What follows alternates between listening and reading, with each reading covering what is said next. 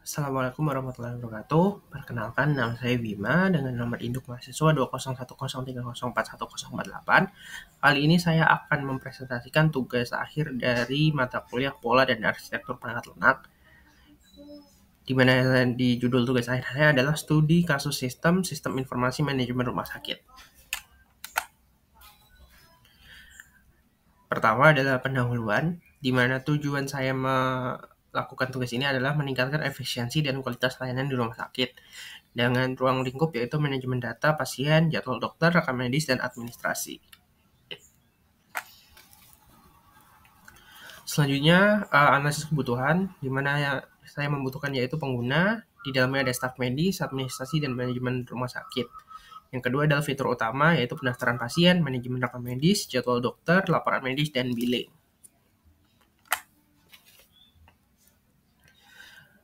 Selanjutnya kita akan membuat flowchart. Dari analisa sebelumnya didapatkan beberapa flow yang ada dalam sistem yang digambarkan pada beberapa flowchart di halaman selanjutnya. Flowchart pertama adalah flowchart pendaftaran pasien, yang mana dimulai dari input data pasien seperti nama, alamat, tanggal lahir, dan informasi medis lainnya dimasukkan ke dalam sistem.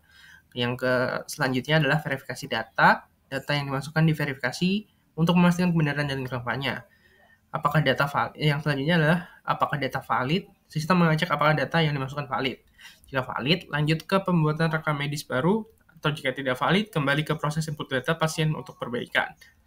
Proses selanjutnya adalah pembuatan rekam medis baru. Jika data valid, sistem membuat rekam medis baru untuk pasien.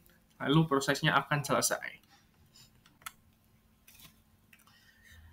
Selanjutnya adalah flowchart penjadwalan dokter, yang dimana dimulai dari input jadwal dokter diinput ke dalam sistem.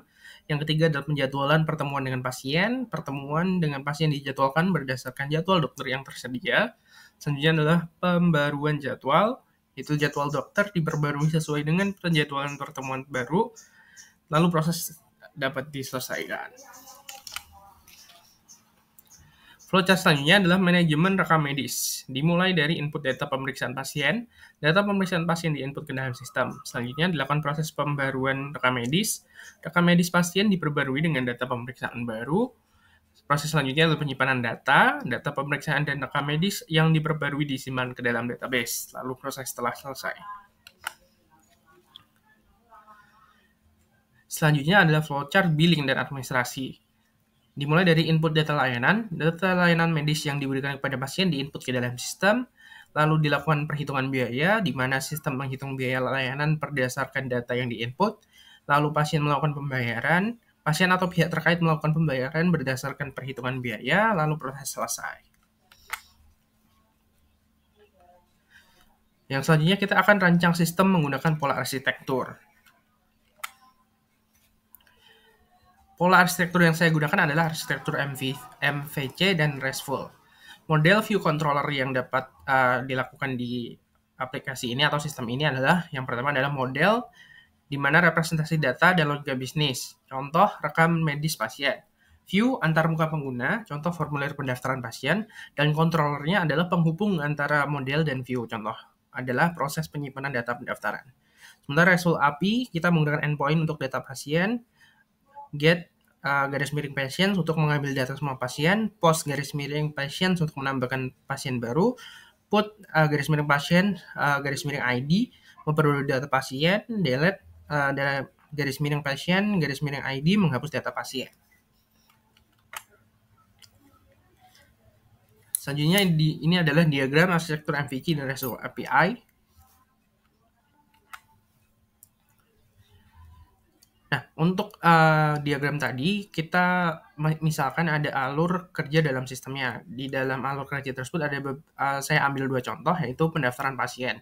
Di mana klien, misalnya aplikasi web, memberikan permintaan post ke endpoint API atau garis miring pasien dengan data pasien baru. Controller menerima permintaan dan memvalidasi data, lalu controller memanggil metode di model untuk menyimpan data pasien baru ke dalam database. Model berinteraksi dengan database untuk menyimpan data. Setelah data disimpan, controller mengirimkan respons ke klien bahwa pendaftaran berhasil. Alur kerja yang kedua yaitu penjadwalan dokter. Klien mengirimkan permintaan pos ke endpoint API _appointment dengan data penjadwalan pertemuan. Controller memproses permintaan dan memastikan dokter tersedia pada waktu yang diminta. Jika tersedia, model menyimpan data penjadwalan ke dalam database. Controller mengirimkan konfirmasi penjadwalan kembali ke klien. Sekian presentasi ini saya sampaikan. Bila ada kesalahan mohon dimaafkan. Wassalamualaikum warahmatullahi wabarakatuh.